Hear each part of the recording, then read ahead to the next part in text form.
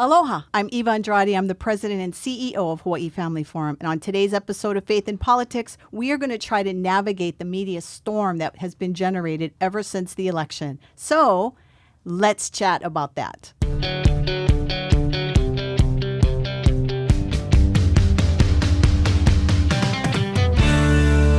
We are so excited right now to be doing this from K-Lite Radio. So big shout out to everybody over at K-Lite and also KALO TV for making this happen. My guest today, Jim Hochberg, our one and only local expert in the law. Of course, he's going to laugh as I'm saying that, but he really is, and he's someone that we trust. He's going to be joining us today, along with attorney Fritz Rolfing, who is going to give us a little bit of a breakdown on some of the numbers that we've seen in the election. So welcome to the show today, Mr. Jim Hochberg. Well, thanks. And everybody should know that I myself rely on Fritz for election result analysis because he lives and breathes this stuff. So we're really lucky to have an expert like him. No, we really are, because not everybody lives and breathes numbers. That is for sure. I know I don't. I know my eyes can glaze over, but Fritz is going to make it a little bit more exciting for us today.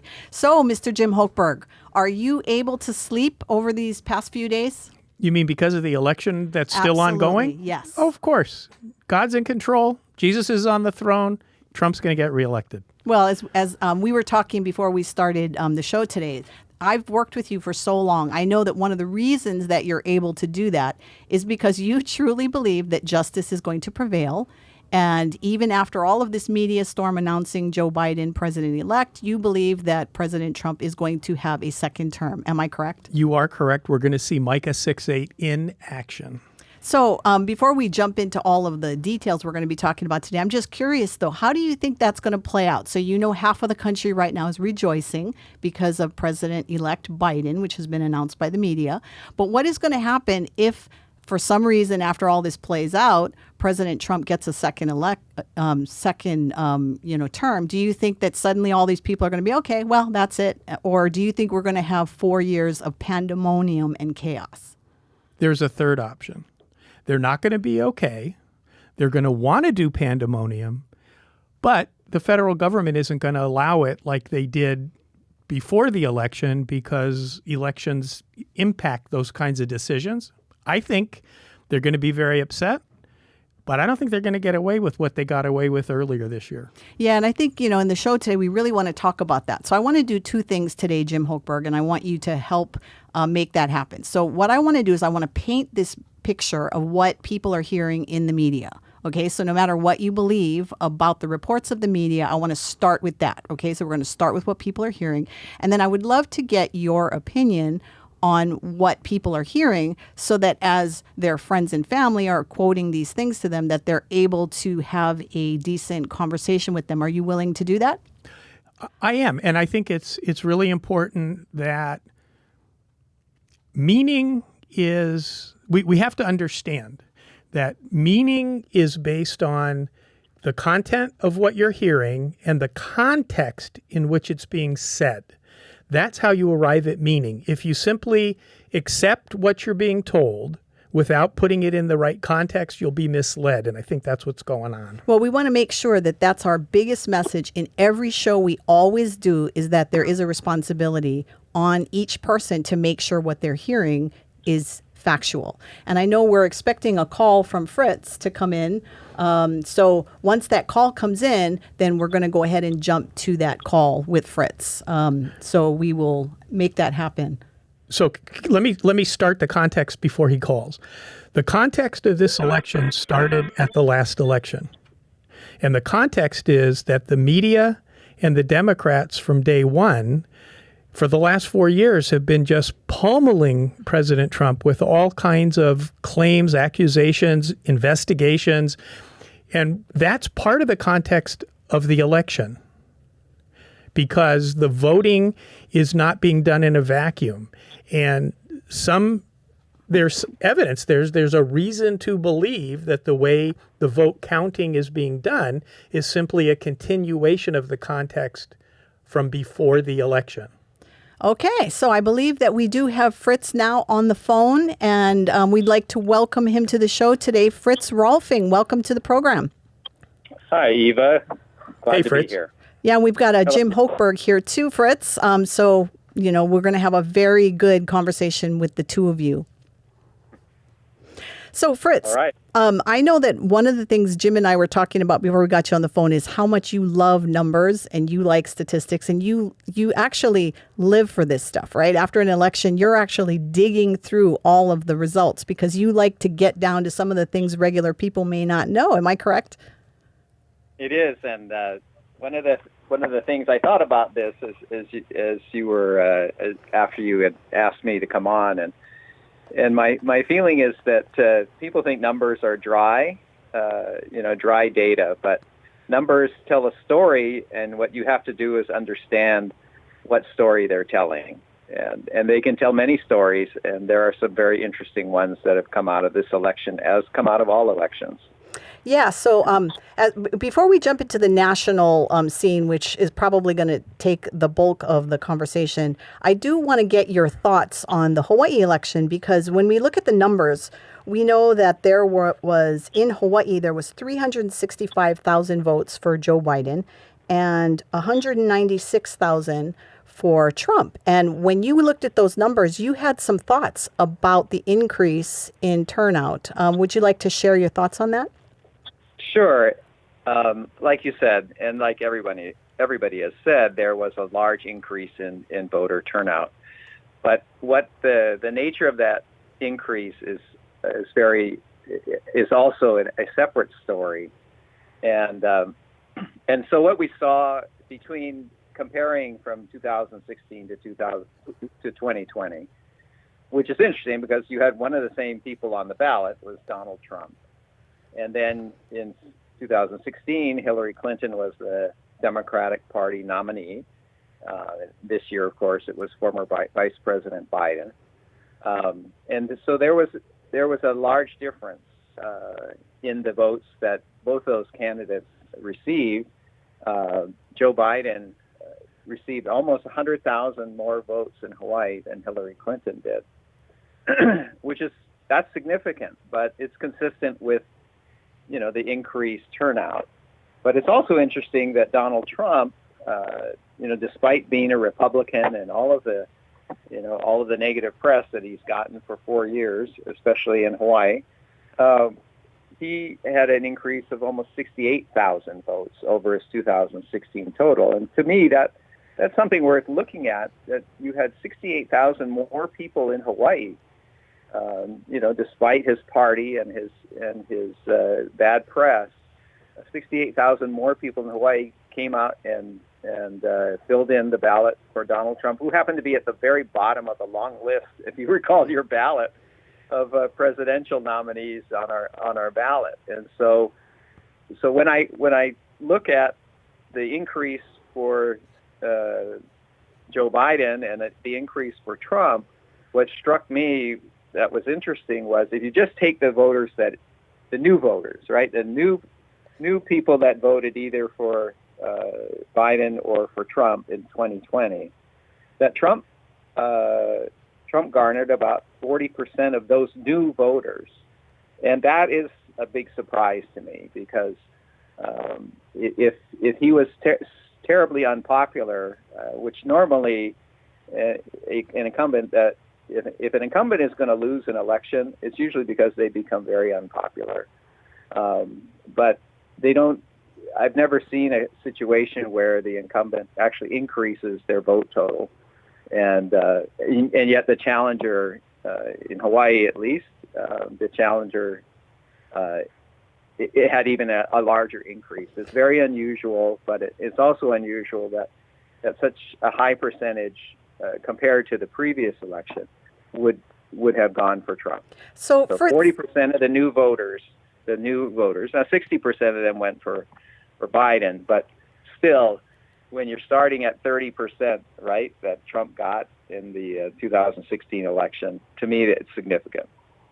So, Fritz, what do you think, though, that Joe Jorgensen got over 5,000 votes? I mean, Jim was joking earlier that he didn't even realize there were more candidates than Biden and Trump. But, Jim went in voting knowing exactly who he was going to vote for. So what is your thoughts on Joe Jorgensen? That's true. I didn't look at the list. I went to T. Yes. Well, I mean, third-party candidates are always a factor in almost every national election now, at least for the last 30 years. Gary Johnson in Hawaii got almost 16,000 votes, and he was a little better known candidate for the Libertarian Party than Joe Jorgensen was, and she got, as you said, 5,000. So Johnson was over 3.5% in Hawaii. Jorgensen was 1% of the larger turnout. So she wasn't as much of a factor in Hawaii as Johnson was previously. And my interpretation of 2016 in terms of Hillary's vote was there were just a lot of people that voted for a third party in Hawaii. The Green candidate, Jill Stein, also got quite a few votes, and the Green candidate in 2020 did not get anywhere close to that. So. Well, when you look at the numbers, though, I mean, there's no surprise that, as usual, the Democrats did very, very well in Hawaii, as they normally do. Is there any other thoughts that you have based on the analysis that you've done on the Hawaii election? Well, the thing that Republicans need to do is they need to find out where are those new voters, those new Trump voters from, because it's never spread evenly throughout. I mean, it may be somewhat even, but it is probably concentrated in several representative districts. And so they need to find out where those new voters came from and where they were equal to the new the Democratic presidential voters, because that's where they should concentrate their efforts. So it's a big story, and whichever party is able to energize these new voters to come and become regular voters for their candidates is going to be more successful going forward. So, Fritz, what I'm hearing you say is there's a possibility that the Hawaii legislature can have more than 5 Republicans if the people that voted for Trump are congregated in certain House districts that can actually elect Republicans? Yes. Wow. It's absolutely true. Well, I think where we have to start with that discussion is that as people are listening to the show, they need to start thinking 2 years in advance already. We need to be thinking about 2022, and then we need to be thinking about 2024. And I think that to get better people onto the list so that when people go into the voting booth, that it's easier for them to make a choice. So I think that we can talk about voters and their responsibility, and we need to keep talking about that. But we also need to start encouraging good people with good moral character to start running for office. And right. And one of the things, just to throw in a couple of thoughts there, one of the things some of these good people who are willing to put their name on the ballot and their neck on the line need to really think through is somehow people seem to be attracted to run for the higher offices of the United States Senate or the United States House of Representatives. And so you'll get a congregation of 6 or 7 people in the smaller parties, including the smaller Republican Party, who will run for Congress when, if they would focus on the state House or the state Senate, they might have a better chance, whereas it's extremely difficult to run at such a high level as a congressional district or a statewide U.S. Senate race.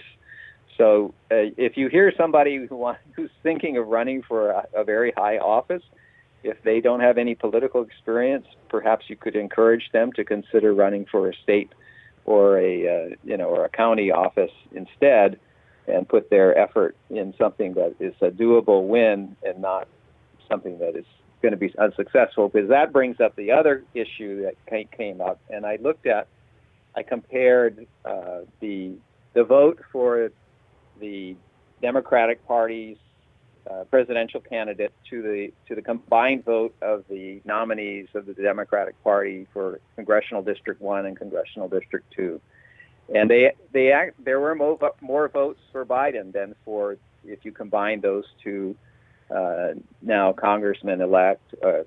Ed Case is already a congressman, and it was over 10% higher for Joe Biden than for the two winners of the congressional races. But that's not an unusual outcome, because a lot of these new voters came in, and they may not have even known who their party's congressional candidate was, or didn't care, or left that blank, or whatever. But that was even more pronounced on the Republican side. If you look at, with 197,000 votes for Trump, if you combine the nominees for Congressional District 1 and Congressional District 2 for the House of Representatives, they were 25% lower than the person at the top of the ticket, Donald Trump. So people didn't, there are not enough people knew who they were. So even people that voted for Donald Trump, 25% or approximately 25% of them did not vote for the Republican nominees for the congressional races. You make a good point, and I kind of want to go back to something that you said earlier. So when you're talking or encouraging people to run for office, I think another office that's often overlooked, and it shouldn't be, is the neighborhood boards. I think that, if someone kind of has an interest and maybe they're not ready to jump in to run for, a representative seat or a senator seat, I think that they should consider going to the neighborhood boards, because don't the neighborhood boards have a really good way of connecting with local politicians to make some difference, especially when it comes to your own district? That's a really good point, Eva, and the answer is yes. And they are elected positions, but the competition is nowhere near as fierce as certainly for federal offices, but even for state house and state senate. And so the likelihood of winning a neighborhood board seat is much higher, and you become known, and you get to know what the issues are in the community. And that can serve as as an educational vehicle, an opportunity to give service to the community, and possibly a springboard if you want to run for a more challenging office. Yeah, and so in these last couple of minutes before I let you go, Fritz, I just want to make that point that, again, we're going to always encourage people in the community to get involved in politics. The show is called Faith in Politics. We know that everybody is called and gifted. They have things, talents and strengths that the Lord has given them, and we want them to use it in the community. We want them to go where the Lord is leading them. But we also strongly encourage people to use wisdom when they are doing that, right, and to know, right, what office to run for and to do it the right way. And really, even though we could be saying this for the Republican Party, we are also encouraging people that are strong, faith-filled Democrats to also run and to make a difference in the local Democratic Party. I mean, it's going to be hard, right? We're not saying that somebody who is a Democrat and a person of faith is able to just go and change the party overnight. Jim is sitting here, and I can feel the vibes just coming across the table for him, because it's a hard thing to do. But we believe that you take your faith into the community, and that's how you affect change. So, Fritz, before we let you go on this call today, any last thoughts? Hey, Fritz, before you do that, you sent me an email, and I think you sent it to Eva too, about your examination of the President Trump's approval rating since the election. And if you want to share that was astoundingly interesting to me. That's an interesting fact, that his approval rating, at least in the Rasmussen poll, which is the only daily approval rating poll that has been going on for I think at least 12 years, if not more, and Gallup doesn't do that anymore. But his approval rating has actually risen since the election, and the disapproval and the strong approval has increased, and the strong disapproval has decreased. And I was trying to think about how that could be the case. He had been on a trend going up in terms of approval rating through October. He was at a low at the beginning and gradually improved. But he's been steadily improving even on that since the election. And I can think of two things. One, there was just a natural, just how the course of the campaign, the COVID crisis and everything has gone, there was going to be a kind of a trend towards him. Although he may, if he loses this race when all the votes are finally counted, one of the reasons will probably be because a lot of people voted in the middle or early October. when when he was less popular. But the other factor, I think, and you always have to consider this, is the amount of negative press on the president now is probably diminished since the election is in the past. So that's just a circumstance of how politics works. Can I throw in a third option? Because what came to my mind is buyer's remorse. Those honest Biden voters who, after he claimed to be the president-elect and started laying out his proposals, they're like, oh, I like Trump better. And I know that must be true, because they said what was trending on the search at that time was how to change your votes. So there were people, Right. I guess, that were thinking about this. Okay, so Fritz, before we hang up the call, last question for you. What's your prediction? Do you think that President-elect Biden is going to end up being sworn in on January 20th? Or do you think that it's going to be a second term for President Donald Trump? Well, former Vice President Biden is leading in the election results now, and so that probably means that he's more likely to be the next president. But I would just hold off, and maybe one of the things he should have considered was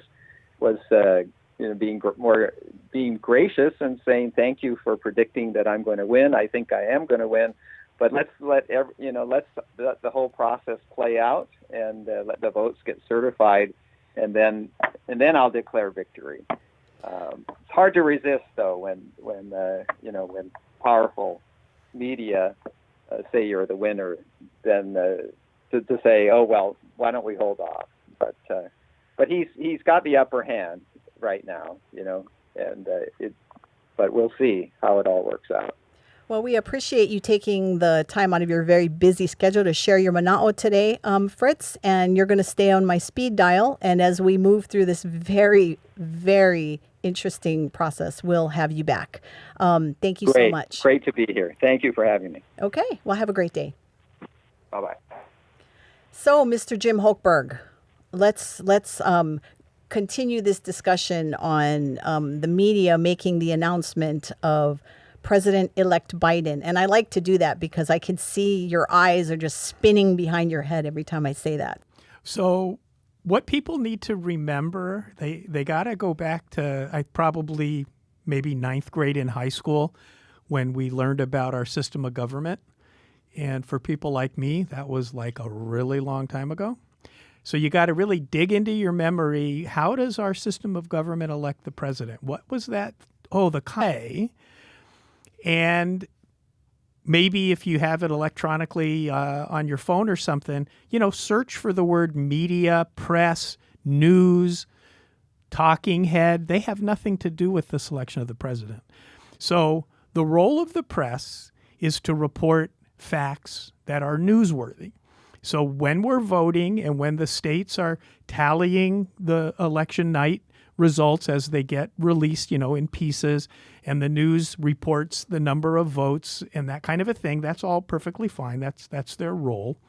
But they actually have no role constitutionally in deciding how many electoral votes anybody has, because there are actually no electoral votes cast right now, and they won't be cast until December 14th, because they're not cast by you and me. They're cast by members of the Electoral College, and those members are called electors. And the Constitution, for the 250 years it's been running for us, has always had the people vote the first Tuesday of November, although that may have changed along the road. In my whole life, it's been the first Tuesday of November. And that vote gets certified by the state of Hawaii after only the legal votes are counted. And there's this process. Because we're hearing this thing about count every vote, count every vote. There isn't a single election in the history of the country where every vote was ever counted, because some votes aren't qualified for various reasons and they're excluded. Either they came in late, perhaps they were spoiled because the person didn't follow the instructions, so it can't be counted. Perhaps the person's not entitled to vote. They're a felon, they're not a citizen, they're not old enough, whatever. So a lot of ballots can be cast that are not legal, that are never counted. So this whole mantra about count every vote is erroneous. It's completely erroneous. Well, I think, and there's, as people are listening to all this craziness that's going on with all the media, and I already know how you feel about all of the media reports about this, I think that people are feeling like, look, Biden has 290 electoral votes. He wins. All the people who don't accept this should just suck it up. I mean, this is what we're hearing, that you should just suck it up and accept that Joe Biden is now the president-elect and we need to move on. But when we're going back to this thing we're talking about, these votes that we're talking about, every state makes it very clear, right, during an election, what qualifies a ballot, correct? And it's on a state-by-state. Founding fathers were very smart to do. Excuse me. Instead of having a national state-by-state, and as a matter of fact, it's really county by county within the 50 states and the territories and the blah, blah, blahs that get to participate. So every state legislature designs its own election law, which says what a ballot is and all that stuff, what the qualifications are. And the process happens, and then the ballots get evaluated according to the requirements on a state-by-state basis. And the reason I want to end with that before we jump into the break is because this is exactly why the situation has arisen in Pennsylvania, because there is a law on the books that the legislature came up with on what qualifies on the ballot, but the Supreme Court there came back and actually they did more than what they should have done on this particular law. So when we come back from the break, let's jump into what's happening on Pennsylvania and why we're having this craziness that we're having right now. So we will be right back after this break. We have a mission here at KALO TV. We continue to be the only local Christ-centered media outlet in Hawaii.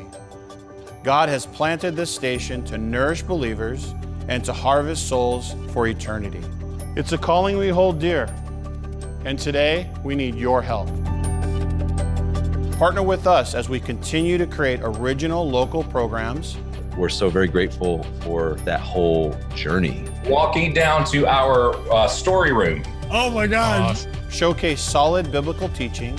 We reach more people in one day with the broadcast of the gospel. It's music to God's ears. Improve our infrastructure and influence social media. Are you willing to labor with us for Hawaii, for your ohana, for the next generation? Go to kalotv.com and partner with us today. KALO TV is proud to partner with Family Forum, keeping you informed on legislative issues affecting families in Hawaii today.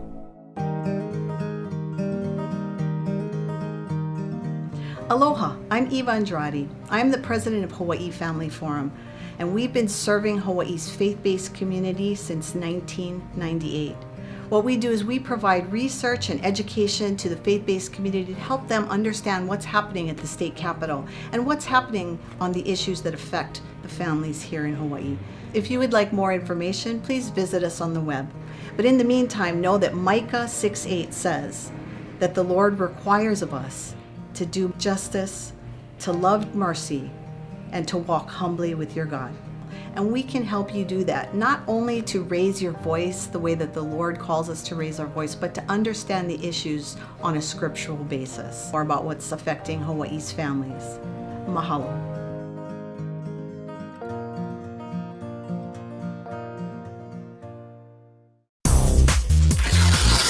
And then below we have a very special guest. We've got Barry Mcguire. Barry, thanks for joining us. I finally made it. I finally made it to your show. I've arrived. Okay, Lord, you can take me now. Your real passion is a TV program that you do called Ignite Your Life, which, by the way, it's also a radio program, and it's on over 800 Christian radio stations in 47 states. And it's a new TV program here on KALO in Hawaii. So in your program, as people are watching this, they're going to see you driving these incredible cars and having these great conversations. Classic car guy? or exotic car guy? What best describes you? We're talking about the Lord. You want to know what kind of car I like for crying out loud? Don't worry, we're going with it. Going Well, somewhere with it. I wasn't expecting such a deep theological thought today. Yeah, well.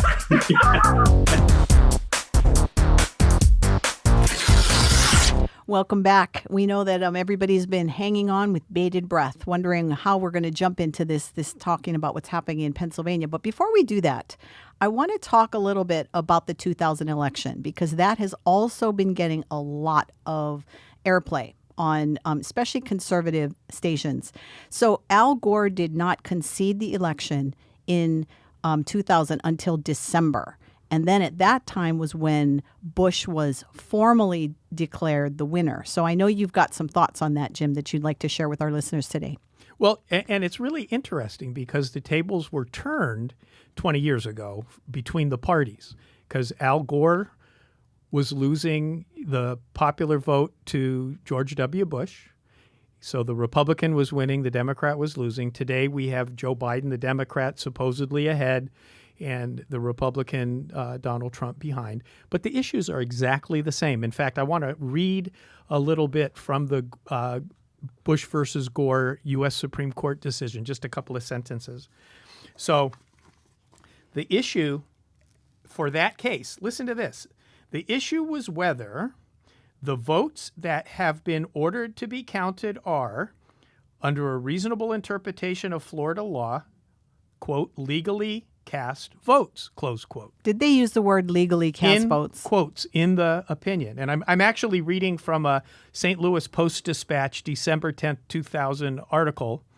And it says that and here's what the Supreme Court said. The reason that that's the issue is the counting of votes that are of questionable legality does, in the view of Justice Scalia, he says, in my view, threaten irreparable harm to Bush and to the country by casting a cloud upon what he claims to be the legitimacy of his election.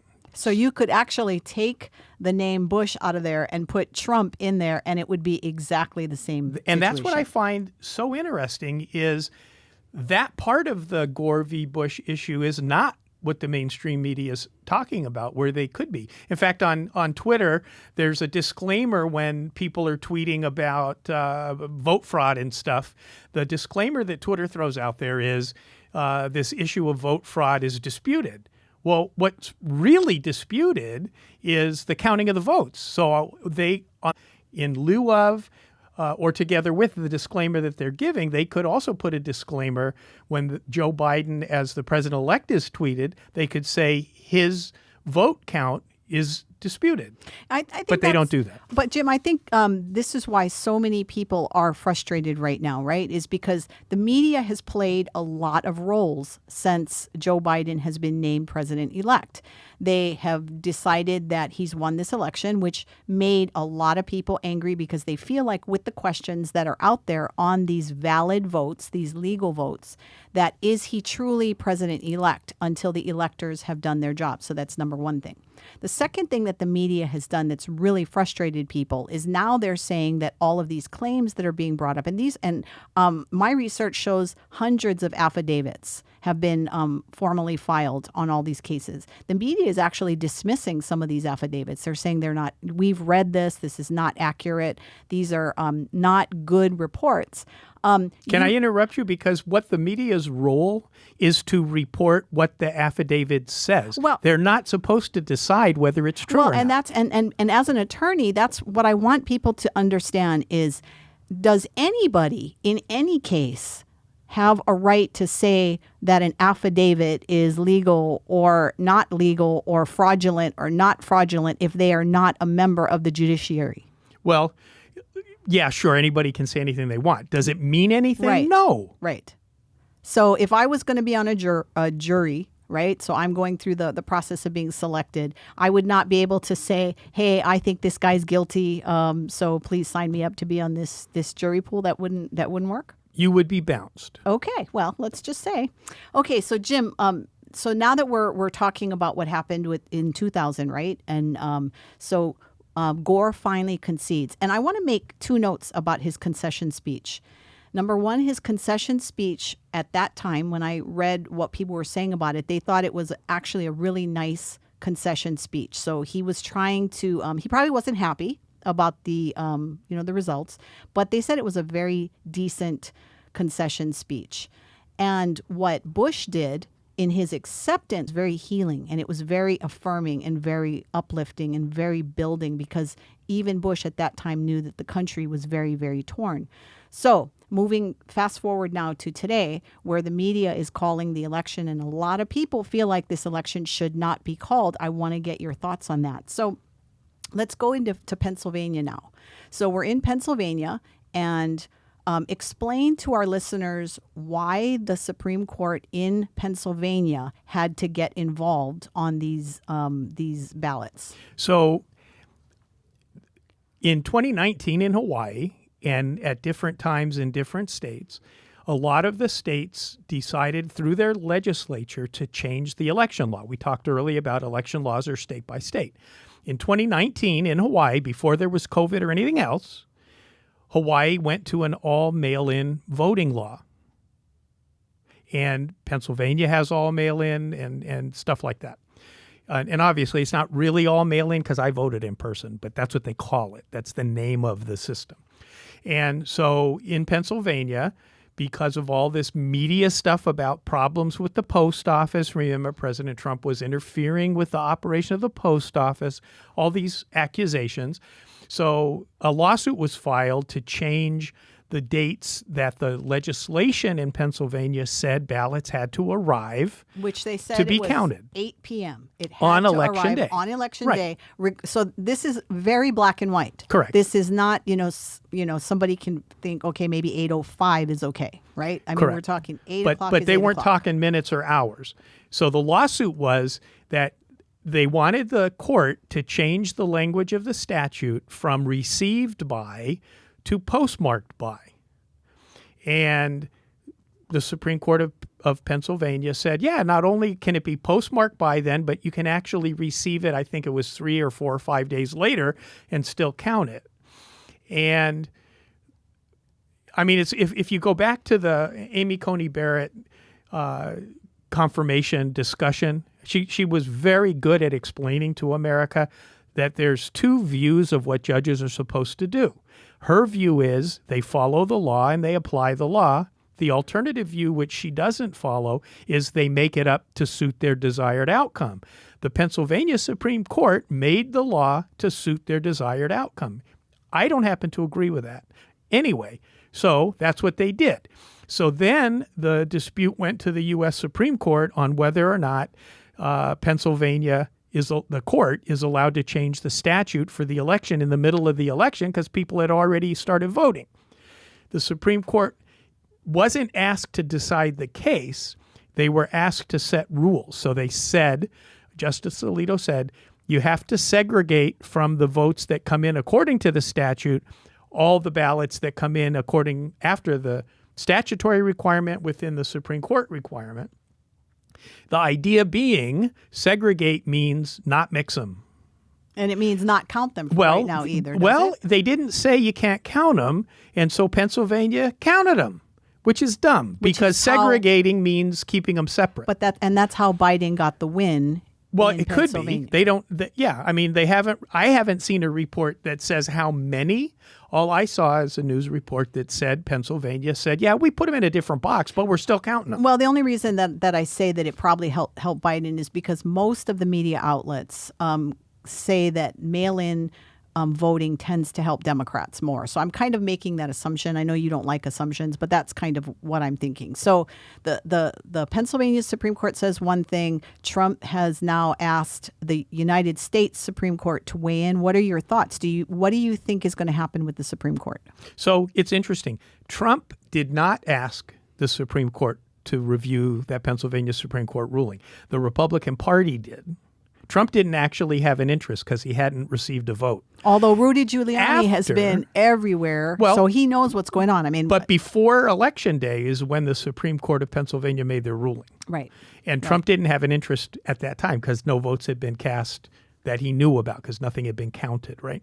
So after the election, that's when he asked to be allowed to join the ongoing case that had already gone up and come back down from the U.S. Supreme Court. That technical little legal thing. But the interesting thing is Pennsylvania is not the only state, and it's not the only problem that people are claiming.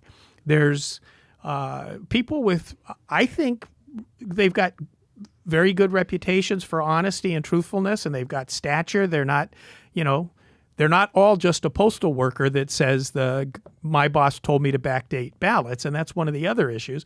But I mean, General Flynn's attorney, I can't think of her name, Sidney Powell, she's talking all about this 2 sets of software that manipulate the vote. I don't know if any of that's true, but she's somebody that I would listen to because she's not likely to make it up. There's other things, though. There's not letting Republicans watch how the mail-in ballots are opened, and it's critical. And people need to realize if you mailed your ballot in, remember you had to write your name on the outside. So when these mail-in ballots arrive, people that are doing the opening of the mail-in ballots, they're supposed to look at your signature on the ballot envelope, look at your signature in the voter rolls, make sure it's a valid facsimile of your signature. It looks like you signed it. If they're not letting Republicans watch that, the Republicans have no idea if any of these envelopes were signed. Well, and let's be very, very clear about this. In every election, in every year, there is always somebody from the Democratic Party and somebody from the Republican Party that are there verifying this counting that's going on or this tabulation that's happening, right? So that is how we're set up so that nobody can claim that there's unfair practices being conducted. And I have done that here in Hawaii before. There's a huge different wrinkle this year, and that is the sheer size of the mail-in vote, because in Hawaii in 2019, we changed our voting statute from in-person, unless you qualify for an absentee ballot, to this all mail-in balloting. So it's way more important to the election result validity now under this new system that those signatures are confirmed before the envelope containing the ballots even opened. And then the poll watchers that the Republicans were not allowed to participate with in some of these states are then supposed to look at the ballot and make sure it's properly filled in, because you can actually spoil your own ballot by doing it wrong, in which case it's not a legally cast ballot and it doesn't get counted. And I think every American citizen should care about that. We should all care about the integrity of the voting system. And I think that in order for us, regardless of which candidate you are backing in this election, you want to be sure that our election system is not wrought with all of these controversies and all of this fraud, right? I mean, wouldn't a normal citizen want fraud to be brought into the light so that it can be corrected? About 20 years ago, I would have agreed that in this country, probably most everybody would feel that way. I've come to a different conclusion, actually. I think within the last 10 years, our country's begun to divide along the lines of, does truth matter or does winning matter? And we may be at the 50-50 break, where 50% of the people in this country actually think the ends justify the means, and whatever it takes to win is okay, which is why maybe the media's doing what they're doing. It's like they just want the Democrat candidate to win. And the other really weird thing is these glitches. Like I saw a CNN broadcast where the guy showing it on a video stopped it when the glitch happened, because as soon as that glitch happened, the CNN producers went away from the ticking ballot count to the face of the presenter. And so the guy that was making this video slowed it down by clicks, clicked back to the minute that the CNN count was the same as the vote count on the screen. And then when it changed on the screen, but it had not yet changed on the CNN Chyron, you saw Biden get some odd number of votes. I think it was 514 or some weird number like that. But Trump lost in that same second 514 votes. Yeah, and I want to address that really quick, Jim Hochberg, because what we're seeing happen, which is very, very interesting, right, is people are starting to get fed up with this feeling like their voice is being canceled, right? The cancel culture that is being talked about all over the place. And there has been an astronomical move of the conservative community to move away from some of this, right? Fox News has dropped a ton of viewership. Newsmax TV, actually, I believe on election night, they were the most viewed online newscast. And not just that, I mean, Twitter and Facebook, people are jumping ship and going to Parler. I mean, I cannot tell you how many people have been emailing and texting that they are now setting up accounts on this. So I even did that. Yeah, I mean, this is huge.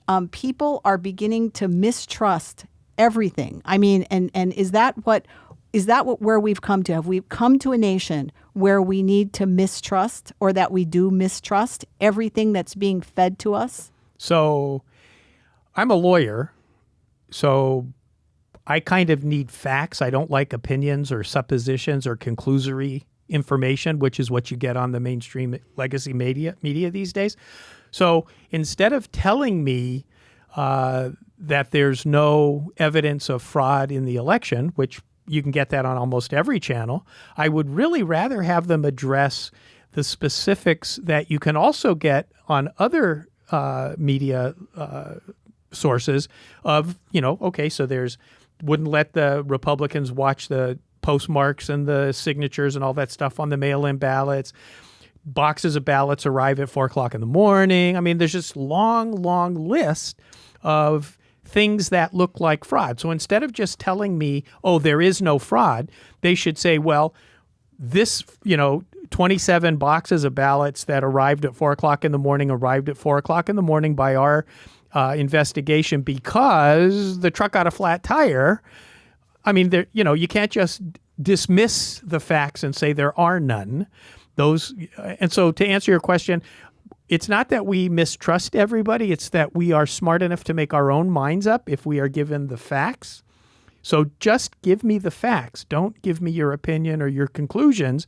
I want to reach that myself. Well, I tell you, for me, if I was in Biden's position right now, here's what I'd be thinking. Okay, and I realize that I'm kind of a Pollyanna on this, and so our listeners might roll their eyes. But here's the way I think this. If I was going to be the president of the United States, or I believed I was going to be the president of the United States, and half of the country felt that there was fraud going on, I would say, go and investigate, so that when I swear in on January 20th, at least people now know that whatever fraud was dealt with and handled and brought to the surface, so that I can take office and truly try to bring healing.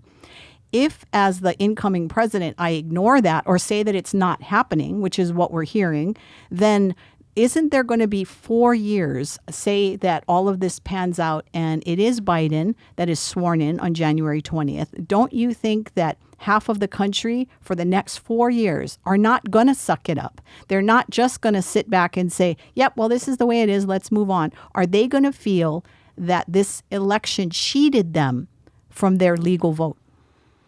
Probably. And it reminds me of how I felt both times that Bill Clinton got elected. And it reminds me of how I felt both times Barack Obama got elected. But it didn't rise to the level of feeling cheated. I just was very unhappy with the results of the election. I don't know whether conservatives are less likely to feel cheated than the people that have been in the streets burning things and looting and all that stuff have felt cheated. I don't know. It seems to me that we're probably going to accept it because we trust in the government, the truth matters and all that kind of stuff. But I just don't see conservatives getting that wound up because we have jobs, we got to go to work, we got to take care of our families, that kind of stuff. I don't know. Well, on social media, I have friends on both sides of the aisle, and I know what I find very interesting is that for those that support President-elect Biden, they've been very condescending in their posts to anybody who posts things like, it's not over yet, votes need to be counted, there's fraud going on. So where is the healing that Joe Biden called for? Because didn't he call for, I mean, that's what he said, right? So right now, and I've been thinking a lot about this in my spare moments of my brain just wandering around by itself. I think we're the entire country, everybody in this country is in the middle of a psychological operation, PSYOP, because the people that want Biden to be elected president are doing everything they can to convince everybody that hears whatever they say that it's already a done deal. And there's no reason to question it. And all of that, I think, is a psychological operation intended to be able to be ginned up into disgust if it turns out that actually the Electoral College elects Trump for re-election. And so I'm very concerned that people are too willing to hear this stuff and take it in as true rather than, like I said before, ask for the facts and come to their own conclusions. Yeah, and I think we also encourage people, stop. I don't care what side you're on. Stop posting these nasty comments about a person's character. And I'm not talking about President Trump. I'm talking about they're questioning the character and the integrity of the person whose post that they're responding to. Let's just stop and allow this process to go through so that when the decision is made, it's a final decision. So piggybacking on what you just said, what is going to happen if the electoral votes do go and everything changes and President Trump does get his second term? The pandemonium on the other side is going to be probably, at least people believe that it's going to be way crazier, because then they're going to think that Trump restole, as we mentioned earlier, that he restole the presidency. That's an interesting question. And I think the big difference between this spring and summer, when the riots were all over Portland and Seattle and DC and Chicago and Atlanta and whatever, the president was asking the governors of these Democrat-run states to allow him to come in with the National Guard. Of course, they didn't do it. And I think he was doing it that way because he was running for re-election. Maybe he won't wait for them to ask, just because it seems to me, based on what happened in Seattle, when the National Guard showed up before they even got off the bus, but because they were there, the people at that independent zone, they decided to go home. They gave up. I think if the president acts tougher than he did during the election cycle, it's not going to be that bad. Well, and I think one of the things we didn't have time to talk about, but we'll do it in a future show for sure, is how many pro-life women were elected to the United States House of Representatives. I am lovingly, and you guys are going to hear it first on this station, so I'm taking credit for this.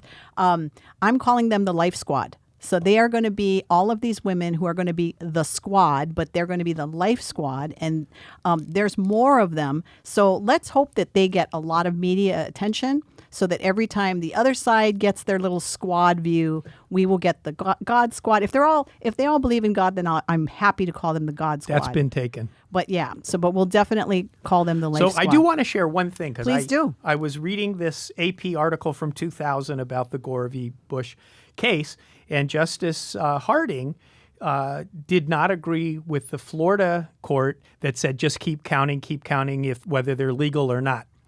And at the end of this article, quoting him, he said, the section, which will apply to this election for the loser, calls to mind a quote from football coaching legend Vince Lombardi. And Judge Harding quotes Coach Lombardi, who said, quote, "We didn't lose the game. We just ran out of time." Okay. Well, so what, Jim, let's end on a positive note here. Well, as positive as we can be in the craziness of the times. And in future shows, we're going to drill down a lot more into what's happening in these states. We didn't get a chance to do that today. But what kind of action are we calling people to do?